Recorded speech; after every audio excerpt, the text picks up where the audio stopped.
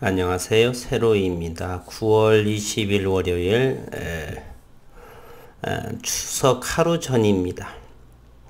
잘 가족들과 지내고 계신지요?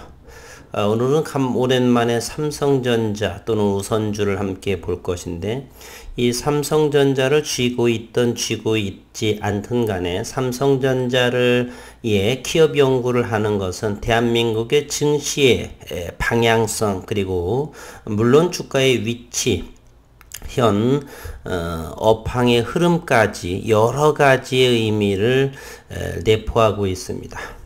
오늘은 기업적인 주변의 반도체, 메모리, 비메모리, 그리고 또한 수급 상황에 있어서 공매도의 이러한 상황, 대차 상황으로 인해서 3분기 어닝한 그러한 실적들 두루두루 살펴보도록 해보겠습니다. 우선 기업적인 환경부터 한번 들여다보도록 하겠습니다. 삼성전자 파운드리의 위탁 생산을 빼고서도 3분기 3Q의 반도체 매출을 1위를 지킨다.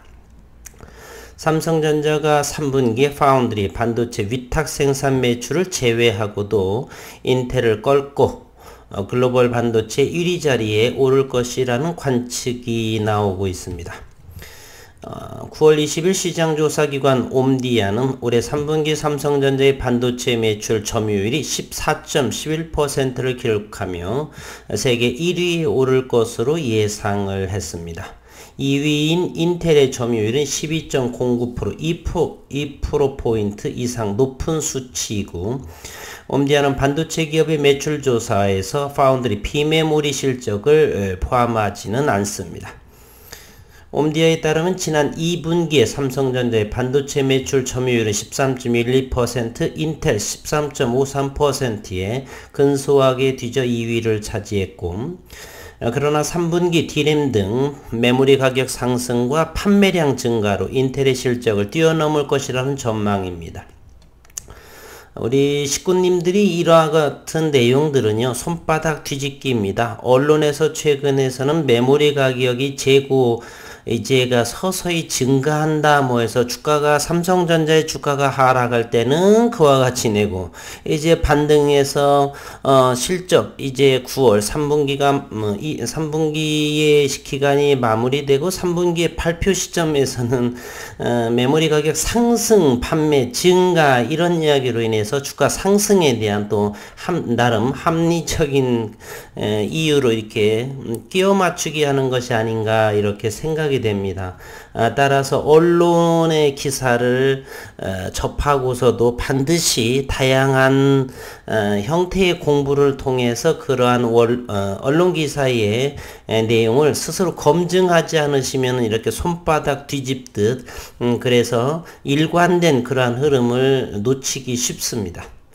인텔의 실적을 뛰어넘을 것이다 라고 하는 전망, 간만에 또 이렇게 나와 있네요.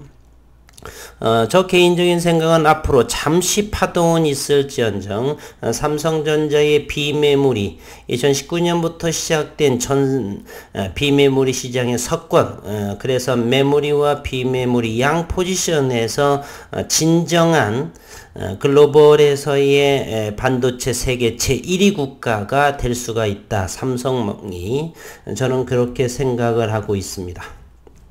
3위는 SK 하이닉스로 3분기 점유율이 2분기 6.37%보다 늘어난 6.8%로 예상이 되고, 이어서 미국의 마이크론 테크놀로지, 퀄컴, 브로드컴, 미디어텍 순으로 조사가 되었습니다. 한편 파운드리 부분의 실적을 포함하는 IC 인사이츠 조사에서는 삼성전자가 이미 2분기에 인텔을 따라잡았다. 삼성전자 매출은 한국 돈으로 24조 원, 인텔은 22조 8천억 원으로 집계되면서 3분기 3Q에 삼성전자가 반도체 1위를 달리고 있다. 삼성이 분기 매출에서 인텔을 제치고 세계 1위를 차지한 것은 반도체 슈퍼사이클이었던 2018년 3분기 이후 11분기 만이었고, 현재도 역시 슈퍼사이클이 진행되고 있는 상황입니다. 반도체 제조사 극자외선 누광장비라고 해서 네덜란드의 독보적인 ASML이라는 기업이 있죠. 확보 경쟁이 점입 가격이다 이렇게 기사가 나왔는데요. 반도체 위탁 생산 파운드리와 D램 업계는 EUV Extreme 울트라바이올렛 누광장비 숫자가 경쟁력으로까지 여겨지는 추세다. 이 누광장비는 웬만한 기술력이 있지 않고서는 주어도 사용할 수가 없습니다. 이 장비 한 대가 2천억 원에서 3천억 원에 이르고 있지만은 쉽게 구할 수도 없는 그러한 상황에 있습니다. 유일한 삼성전자와 대만의 TSMC가 독보적으로 장악을 해 가고 있고요. 나오는 즉시 일부 이제 SK 하이닉스 그리고 인텔이 이제 이 장비를 가져가는 것으로 일부를 나오고 있는데 아직은 삼성과 대만의 TSMC 두 기업체만이 이 누광 장비에 독과점적으로 이렇게 활용해 가고 있습니다. EUV 누광 장비는 기존 장비 대비 반도체 회로 미세화와 공정의 축소에 유리한 장비입니다. 파운드리 업계는 EUV 상용화 유무로 업계 판도가 재편이 끝났다. 점유율 1위 대만 TSMC와 2위 삼성전자가 EUV를 도입했다. 이 부분은 파운드리는 비메모리 반도체, 시스템 반도체의 그런 것이고요. 7나노미터 이하 공정이 가능한 곳은 전 세계 두 곳뿐 TSMC와 삼성전자입니다.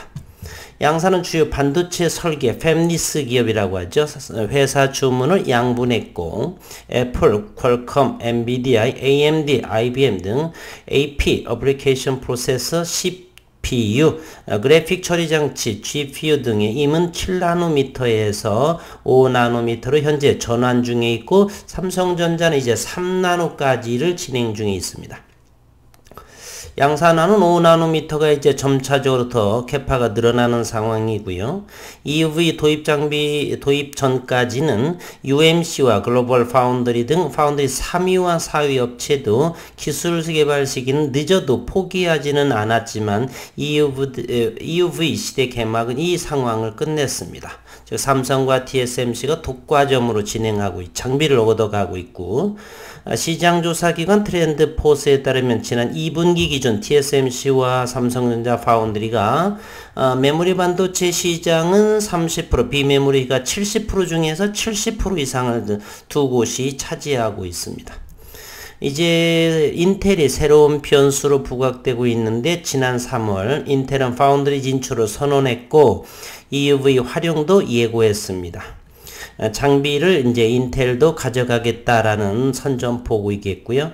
업계는 TSMC, 삼성전자처럼 프리미엄 시스템 반도체를 만들겠다. 인텔이 그러한 뜻으로 해석을 하고 있는데 아니라면 다른 파운드리처럼 EUV를 쓸 이유가 없기 때문입니다. D램은 삼성전자가 작년 EUV를 활용해 만든 제품을 고객사에 또 공급하기 이제 EUV 장비를 메모리 반도체에서도 공급하기 시작을 하고 있습니다. 시스템 반도체 EUV가 성능의 무게가 실려 있다라면 D램, EUV는 원가 절감에 초점을 맞추고 있습니다. 회로를 새기는 작업 횟수를 줄여서 제품 생산 기간을 단축할 수 있고 수율을 개선하기도 쉽고 삼성전자는 작년 8월 EUV 공정을 적용한 3세대 10나노급의 LPDDR Low Power Double Data Rate 5D램 양산 라인을 구축했습니다. 지난해 2020년 8월에 메모리 반도체의 3세대 10나노급 D램 양산 라인을 구축했다. D램은 삼성전자, SK 하이닉스, 미국의 마이크론 테크놀로지의 과점 구조로 진행이 됩니다. 시장조사기관 옴디아에 따르면 지난 2분기 기준 점유율은 삼성전자가 43.3%, 하이닉스가 28.2%, 마이크론 22.7%, 나냐는 무시할 정도고 어쨌건 D램 메모리 반도체에 있어서는 삼성과 SK 하이닉스 대한민국이 독점적으로 장악을 하고 있다는 사실이요. 이제 앞으로 비메모리 시스템 반도체에서도 장악하기를 저는 믿고 기다려 보도록 하겠습니다.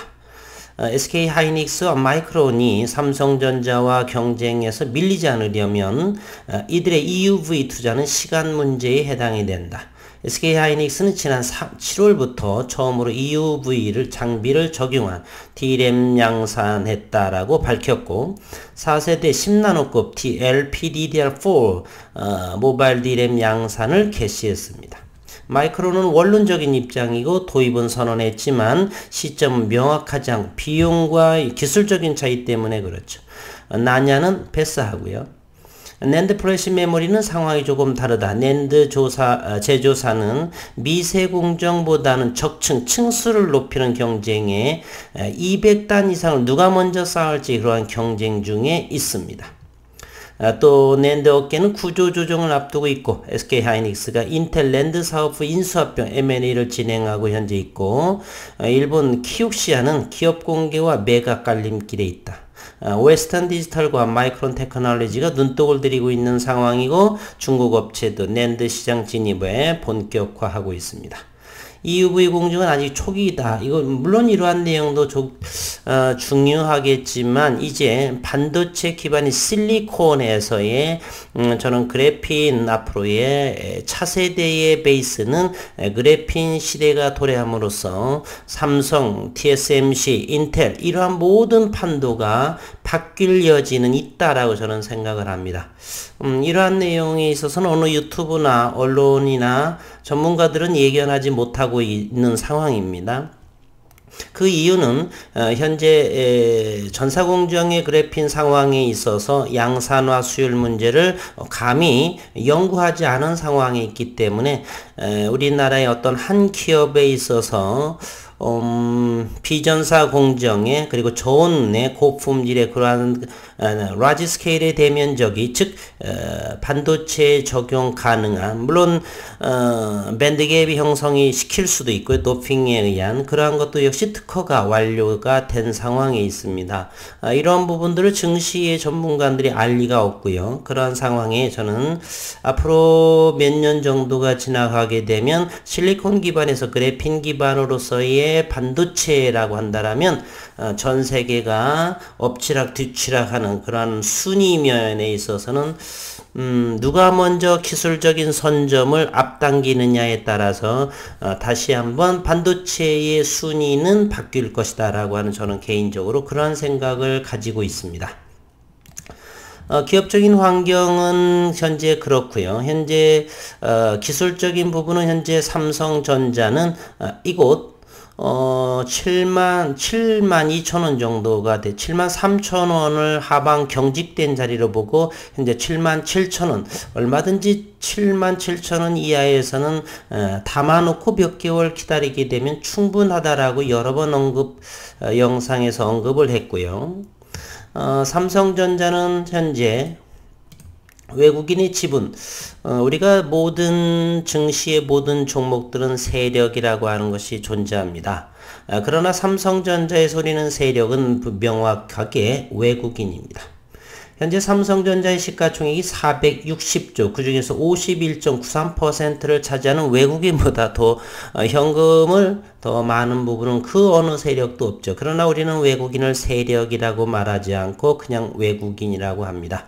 세력은 세력이라 하면 외국인 세력 또는 기관 투자가 또는 개인 누군가의 큰 손으로 인해서 움직이는 그러한 세력을 구분하고 있죠.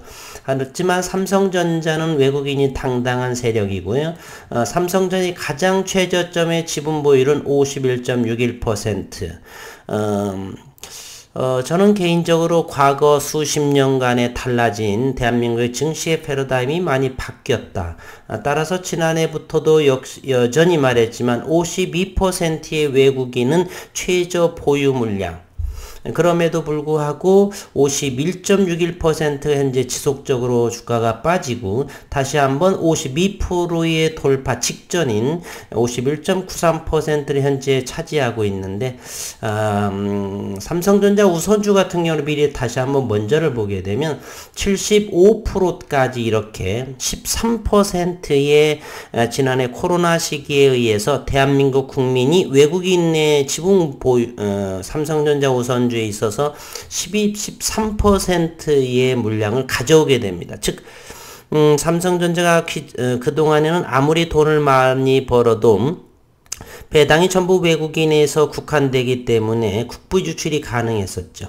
이번 코로나 시기로 인해서 삼성전자 우선주는 13%를 국민들이 가져오게 됐고, 그리고 삼성전자 보통주는 대략 6% 정도를, 제가 알기로는 그 정도를 가져온 것으로 알고 있습니다. 여기 가격대가 현재 삼성전자를 보시게 되면 지난해 12월, 이때가 한 12월 전에 56, 7% 정도의 지분 보유율이 있다가 현재는 51.93%, 52라고 한다면 대략 4점 몇 프로 정도는 개인들이 현재 삼성전자 보통주를 가져온 그러한 모습을 띠고 있습니다.